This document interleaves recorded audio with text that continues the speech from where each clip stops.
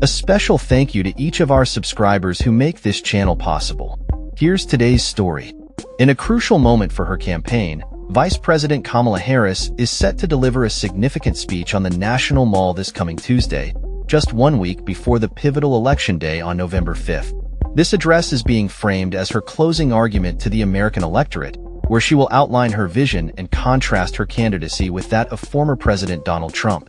According to sources familiar with the planning, Harris's message is still being finalized, but it is expected to emphasize the stark differences between her approach to governance and Trump's, whom she has labeled as a threat to democracy. The National Mall, a historic and symbolic location, has been chosen deliberately to highlight this contrast. Harris aims to remind voters of Trump's controversial role in the January 6, 2021, Capitol riots, while also addressing broader themes of democracy and national unity. This speech comes at a time when polls indicate a razor-thin margin between Harris and Trump, with recent surveys showing her slightly ahead in battleground states. In a previous town hall meeting, Harris did not shy away from labeling Trump as a fascist during a discussion with undecided voters in Pennsylvania.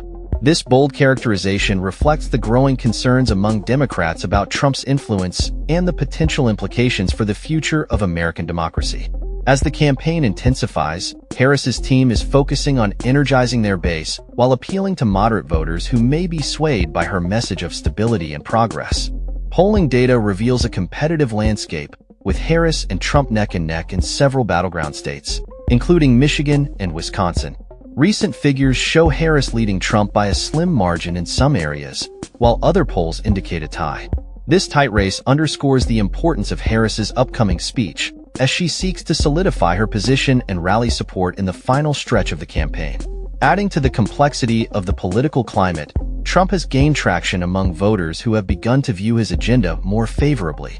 Former Homeland Security official Elizabeth Newman has echoed concerns about Trump's authoritarian tendencies, a sentiment that is gaining traction among some voters as well. Meanwhile, a former model has come forward with allegations against Trump, further fueling the controversy surrounding his candidacy. In response to these developments, Harris's campaign is strategizing to highlight the dangers posed by Trump's potential return to power.